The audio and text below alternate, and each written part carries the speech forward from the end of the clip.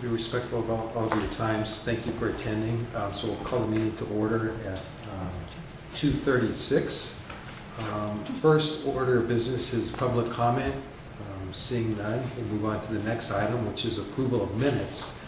And we don't have a quorum, so we will not be able to approve the minutes from the May and June meeting. What we'll do is send those out for electronic approval. The next item is the major item for today's meeting. It's an update on the 2018-19 budget and an update on the economy for the state of California. So I'll begin with providing a brief update on the economic conditions in the state. Based on a report from the Department of Finance, the most recent report, which reflects activity in June and July, the economy continues to be very strong, both at the national level and at the state level.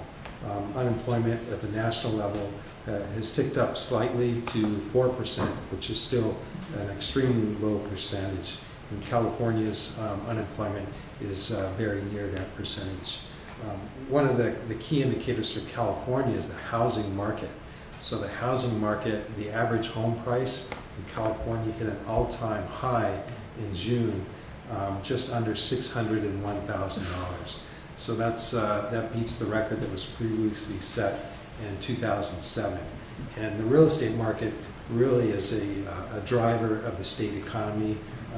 It creates a lot of jobs. I'm sure everyone driving around town, driving to work, you see all the new construction projects going on. I see it everywhere, both in Orange County and here in the Pasadena area. So that's also, fueling the employment and the spending. So looking at last year, the fiscal year that we just completed on June 30th, year to date for the entire year, total revenue was $1.5 billion higher at the state level than was originally budgeted. And just for the month of June, to give you an idea of how the unemployment is, or the low unemployment and personal income is affecting the state budget, personal income tax beat the forecast by almost $800 million just for the month of June. So that's really a reflection of why the budget that was signed by the governor is such a strong budget, not just education, but for all services that are funded by the state. So the outlook continues to be strong, which is good for education, good for community colleges, and good for Pasadena City College. Next, I'm going to turn to the budget that was recently approved by the governor and talk a little bit about the funding formula. So as everyone, I'm sure you're aware, the funding formula has changed. In the past, community colleges were basically funded for access, right? So we received a base allocation based on the number of colleges that each district has, and then we were funded based on FTEs.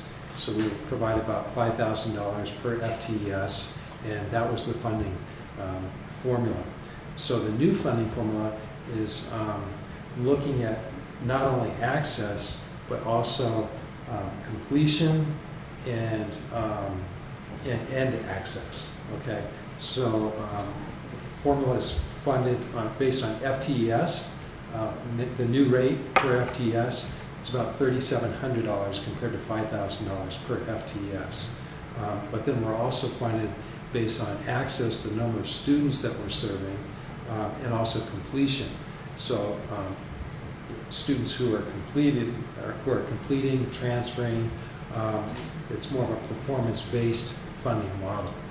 And just to talk a little bit about how that works is, so the base funding per FTS, I mentioned it went from 5,000, now it's down to about 3,700 per FTS.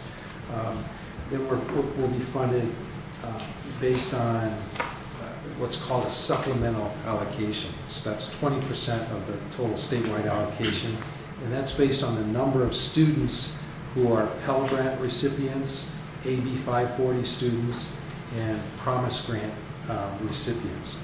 And I can send a link to everyone who attends this meeting for the Chancellor's website, and there's all of this information there. So you're welcome to go into the different documents and see it. But for each Pell Grant student, we receive $919. Each AB 540 student will receive another $919. And each Promise Grant student, we receive $919. So Pasadena City College, our supplemental allocation, based on those three measures, comes out to about $27 million. So that's the supplemental allocation. In addition to the supplemental allocation, there's a student success allocation. And what that is, that's the completion component. So we're funded based on the number of associate degrees, associate for transfer degrees, certificates, many different completion factors that we're funded on. And the range can be $400 up to almost $1,800 per student who completes in each of these areas. And the total that we're receiving funding for those different completion factors is $15 million.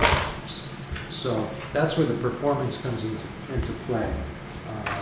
So in total, Pasadena City College is in a very good position because not only are we serving a large number of students, our student population is very high, but we also have a lot of students receiving Pell Grants, AB 540, Promise Grants, and we also have very good completion rates.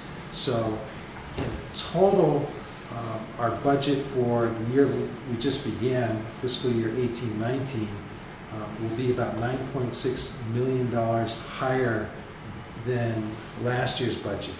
And the $9.6 million is made up of a couple different components. One is COLA, which was signed into law with the budget. So the COLA was 2.71%, and that amounts to about $3.6 million.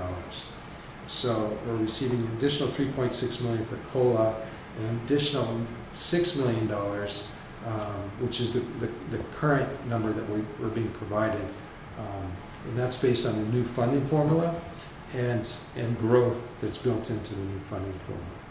And with the new funding formula, the FTES, it's a 3-year average, rolling average. So in the past, we were funded based on what we're actually producing that year. Now it's a 3-year average. So a lot of changes, but Pasadena, we're in a good position with the new funding formula. A lot of other colleges in our area are doing well, and there's some that actually are receiving less funding based on the new funding formula. But the budget law signed by the governor provides a hold harmless clause. So districts that would receive less funding, they're still going to receive the same amount of funding plus COLA that they would have received under the old funding formula, just to give them an opportunity to catch up and make adjustments. Otherwise, there'd be some districts with cuts in excess of $10 million.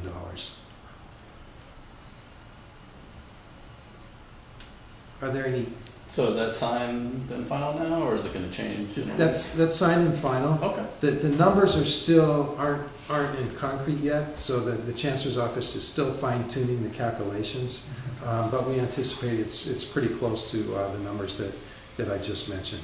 So we're definitely going to be in a good place, but it's something that to maintain that level of funding, the focus now cannot just be on access. We have to focus on completion and making sure that students are actually moving through and completing their educational goals, which is very important. So I have two questions. One is I would love to be able to get a comprehensive list of those success metrics. Mm-hmm. And the other is that is the administration going to take a look at that and prioritize for us any?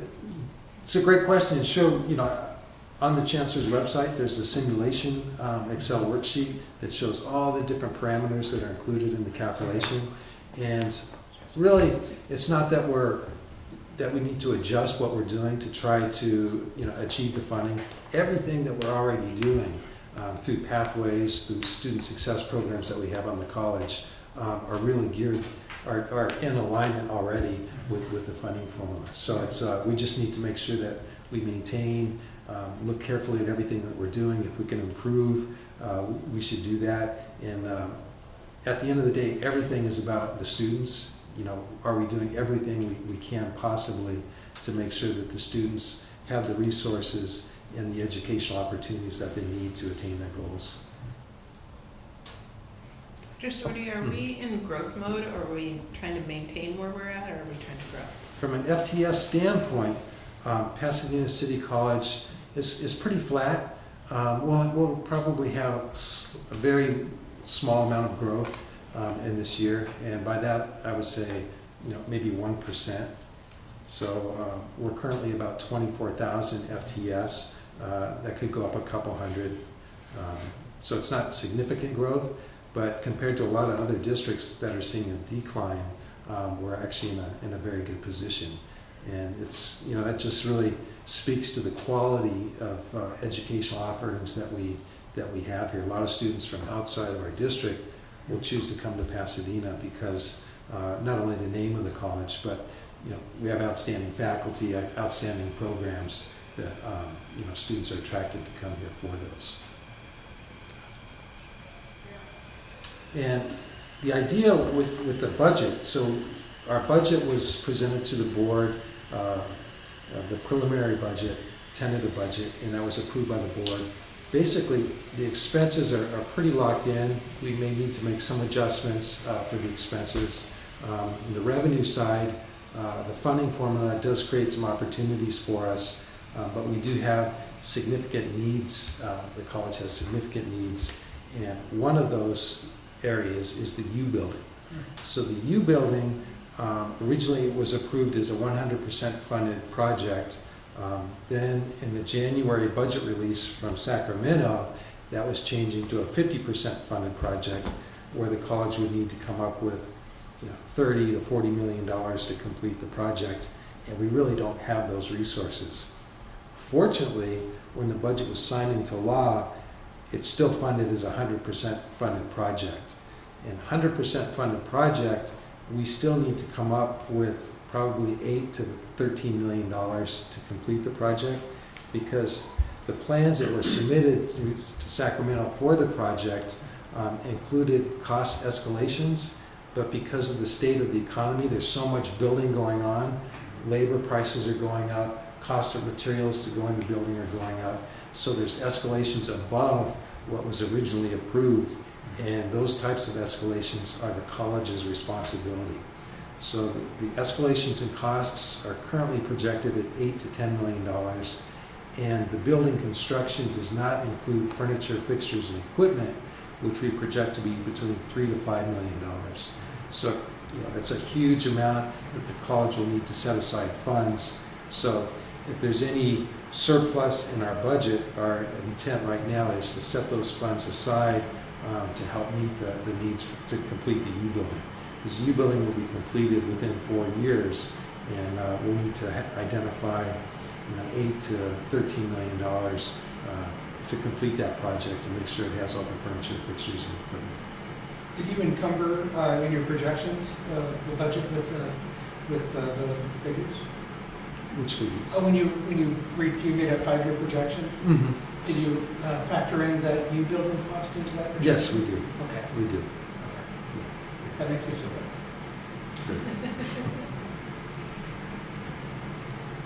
Okay.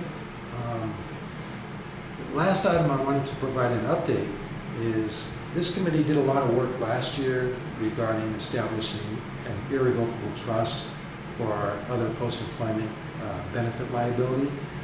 Currently the liability is about $32 million, and we have set aside about $14 million. So this committee worked and voted unanimously to set up an irrevocable trust. We took that recommendation to the board approved it. We did set up an irrevocable trust sometime before June of 2018, so that's been completed. We transferred over, with the board's approval, $14 million to the irrevocable trust, and that transfer took place on June 20th, okay? So for 11 days of earnings, we earned about $14,000 compared to in the past, for an entire year, we earned about $100,000. So the irrevocable trust is already, showing good signs, and we invested in a very conservative pool, which would be, safe for our assets. So we're projecting probably about $400,000 of earnings, and what that does, it lightens the draw from the general fund, because now the irrevocable trust will be generating higher returns to self-fund those liabilities. So I just wanted to provide that update to this group. Good thing it wasn't Facebook. Yeah. Lost $1 Right. billion today. We flipped the coin in the right direction. Okay, so are there any questions I can answer about the budget or anything financially related about the college? We'll be presenting the final budget to the board for approval on September 12th. It's going to be very similar to the tentative budget. The only change will be adjustments in the revenue and some slight adjustments on the expense side. But it will be a balanced budget, and we're in a good position. We have challenges, but I think we're in a good place to meet those challenges. So the next meetings we have are August 23rd.